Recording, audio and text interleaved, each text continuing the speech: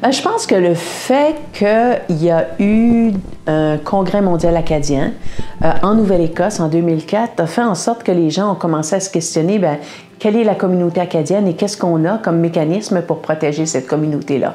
Et c'est peut-être à ce moment-là qu'on s'est rendu compte qu'il manquait une loi, il manquait une protection juridique pour la communauté acadienne en Nouvelle-Écosse. Tout le monde était intéressé dans la francophonie finalement, dans les Acadiens. Et c'était pas juste que les Acadiens étaient intéressés dans l'acadianisme ou dans la francophonie, mais c'était les autres qui regardaient et voyaient qu'on est vraiment une culture très vivante, avec une langue qui est distincte. On est vraiment éparpillé à travers de la province. Exactement, c'est garder à Yarmouth, c'est garder en Argyle, en Clare, garder dans le château de Pomquette, peut-être petit degré. Les modalités de la loi doivent toujours être débattues par le cabinet, mais le ministre admet que l'intérêt causé par le Congrès mondial lui rendra la tâche plus facile. Ce projet de loi-là a eu l'appui de tous les partis politiques en Nouvelle-Écosse et c'est ce qui fait que c'est devenu la loi sur les services en français. À l'époque, on jugeait que c'était essentiel d'avoir une loi pour protéger justement la langue française et protéger la communauté acadienne de la Nouvelle-Écosse. Les associations acadiennes veulent se servir de ce mélange d'une nouvelle fierté acadienne et d'intérêt des non-acadiens pour le fait français. La Fédération des Acadiens de la Nouvelle-Écosse vient de proposer un projet de loi pour améliorer les services en français dans la province. C'était excitant d'être acadien, c'était excitant d'être francophone. Ça nous a fait, ça fait notre job beaucoup plus facile de convaincre les autres qu'on a besoin de faire une loi sur des services. On avait besoin de supporter le Congrès mondial.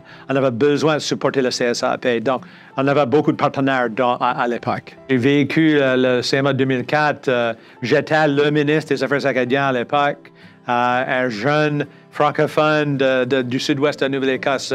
Le plus gros événement jamais vu en Nouvelle-Écosse est ici.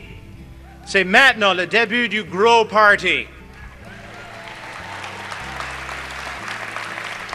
D'un nouvel élan pour les Acadiens et les Acadiennes de Nouvelle-Écosse en particulier, qui, grâce au Congrès mondial acadien 2004, se feront connaître partout au monde.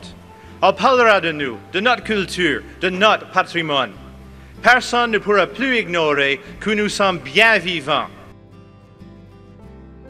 Comment la communauté a réagi à ça de façon très positive de toute façon, parce que c'était un autre pas de l'avant vers la reconnaissance de la contribution de la communauté acadienne. Je pense que chaque initiative qui permet à la communauté acadienne de ne pas se sentir comme citoyen de seconde zone est forcément bien accueillie. Le fait qu'il y ait eu une loi sur les services en français qui est revenue maintenant sous l'égide d'Affaires acadiennes et francophonie, va aider. Okay?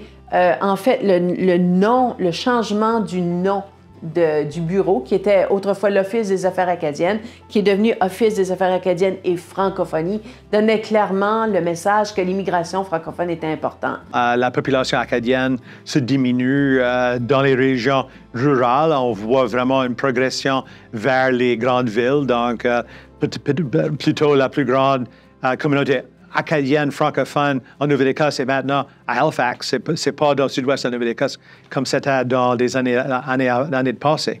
Donc, on a vu cette évolution-là. Et puis, on a pu faire venir des personnes de différents pays à travers le monde qui sont établis dans cette région-là parce que la francophonie est vivante. Donc, ça va ensemble.